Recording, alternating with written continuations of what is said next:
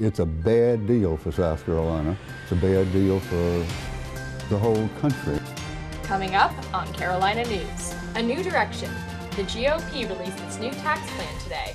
But what does one University of South Carolina professor think that means for the state? DNC shakedown. All eyes are on the former Democratic National Committee chairwoman after accusations she made about Hillary Clinton. Bestseller. One unexpected toy is leading Amazon sales. Carolina News starts now. From the University of South Carolina, your news, your sports, your weather. Carolina News begins now. Hello and welcome to Carolina News. I'm Delaney McPherson. Good afternoon. Thanks for joining us. I'm Kevin Fries. The GOP took to the national spotlight yesterday when they unveiled their new proposed tax plan. Alan Devlin has that story and more from a former Democratic superstar. On Thursday, Speaker of the House Paul Ryan took to the podium to unveil the new GOP tax plan that's set to change the taxation system in America. And he highlighted how the GOP expects the plan to impact American families. With this plan, the typical family of four will save $1,182 a year on their taxes. And now, happy with the plan, President Donald Trump wants the plan ready to roll out as soon as possible.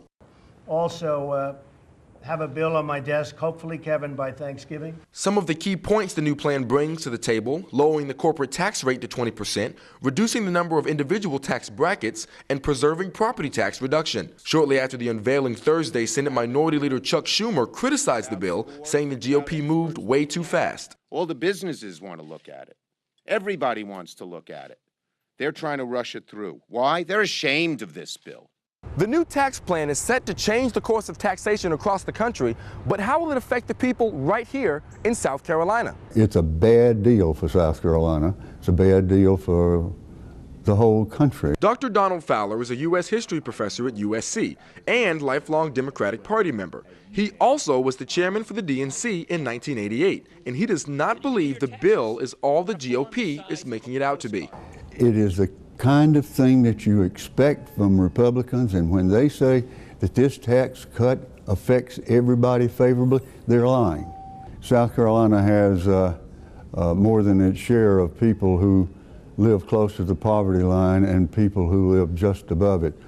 Those people will not receive any tax cuts. And as for the nation's response, we'll just have to wait and see. With Carolina News, I'm Alan Devlin. Republicans will be working around the clock from now until Thanksgiving to try and meet President Trump's unofficial deadline for the passing of the tax bill. Gamecock football is gearing up for a big weekend when they travel to Athens to play the top-ranked Georgia Bulldogs. Reporter Claudia Chakamian is in Athens covering the game. She spoke with a University of Georgia journalism student about what fans on both sides can expect tomorrow. Hey everyone, we're behind enemy lines right now in the heart of Georgia's campus. Look behind us, this is actually the old Georgia football field when they were the GOATs. Bah.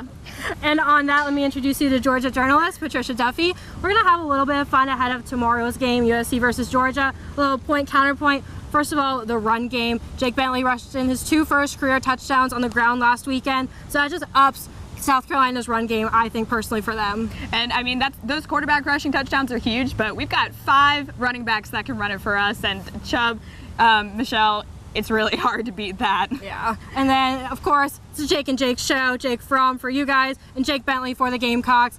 I personally really like what Jake Bentley has done over the past year. He's a sophomore now, has a little bit of experience under his belt. And true freshman Jake Fromm, I mean, when he goes to the NFL, he's going to have that sponsorship from State Farm, but yeah, he's leading the SEC in QBR and, you know, really getting it done efficiently when he passes the ball. Very true. It's going to be a dogfight no matter what, I would say. And then, of course, you guys just got released as the #1 for the college football playoff rankings. I think you guys are a little bit too cocky right now. Gamecocks are going to come in there and turn that down a little bit.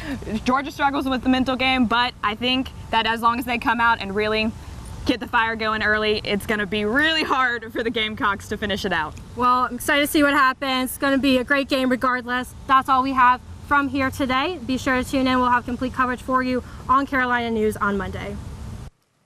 Kickoff in Athens is set for 3:30 p.m. Tune in on Monday for our team coverage of the game. Well, the weather has been warm today. Hannah, is still feeling like summer. Is it still feeling like summer out there? Well, that's right, Kevin. It's a beautiful day here in Columbia. The sun is shining and it's warm outside, and it's going to stay that way here for the rest of the weekend. But if you're heading to Athens for the game tomorrow, you might not be so lucky. The high is 77, and they're calling for scattered showers in the afternoon right around that 3:30 kickoff time. So if you're going for the game, you might want to pack an umbrella. And I'll have the rest of your forecast later in the show. Thanks, Anna. A fifth suspect has been arrested from the shooting in Columbia's Vista back in September that left 8 injured.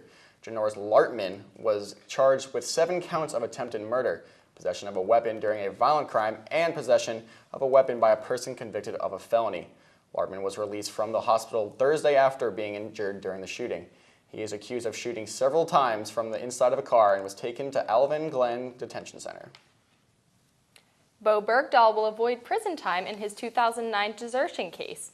Bergdahl was dishonorably discharged and demoted from sergeant to private at the suggestion of the defense. The prosecution had recommended up to 14 years in prison for his crimes. He is also ordered to pay a fine of $1,000 of his monthly salary for the next 10 months. In his testimony this week, Bergdahl gave a surprise apology to the men who were injured in the dangerous search and rescue missions in attempts to find him. Bergdahl acknowledged that he committed a crime and that he should be punished for it. Yesterday, President Donald Trump's Twitter was deactivated for 11 minutes. As it turns out, a rogue Twitter customer support employee manually shut down the account on his or her last day. It's no secret that Trump is extremely active on Twitter, with over 36,000 tweets since 2009. Twitter says that no new information will be released about who the employee was or how they were able to get access to the account. But it didn't take long for Trump to go back to business as usual, tweeting about the new tax plan. Today and tomorrow, USC students and faculty forfeit their sleep and maybe even their sanity, all in the name of advertising and marketing. During the 24-hour event, volunteer students create and develop advertisements and marketing strategies to help local nonprofits. The event is already underway and ends tomorrow at 12:30. To learn more, visit the College of Information and Communications website.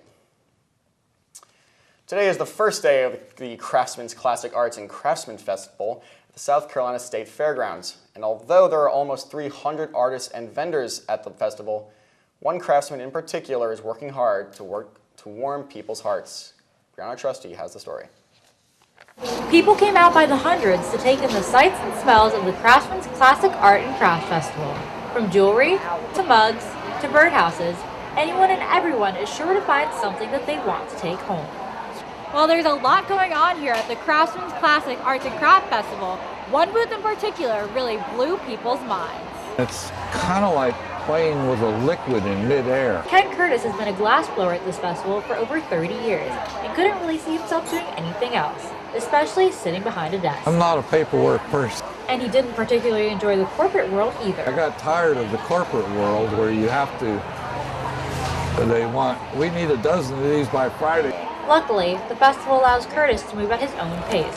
The festival has pit stops all across the southeast United States, but Curtis especially loves coming to Columbia. And now I've come to Columbia, there's a lot of people in Columbia that know me and collect my glass, and so I have regular customers that come here. Barb Way is one of those regular customers. This time it was my time to get some. Customers are lured in by the light, but they stay for the gorgeous glass figurines that Curtis creates. This morning I made a flamingo for a lady. Bought a little pink flamingo because sometimes you have to treat yourself. And the spreading of positivity definitely isn't one-sided. It's a stress reliever to make this. So I think being an artist is a good lifestyle. It changed my life. And while glassblowing has changed Curtis's life, his work has touched the lives of countless others. For Carolina News, I'm Brianna Trusty. If you would like to see the glass blowing for yourself, the Arts and Crafts Festival will be at the fairgrounds through Sunday. Coming up next, new allegations have emerged surrounding Hillary Clinton's involvement in the Democratic nominations. We'll tell you more after the break.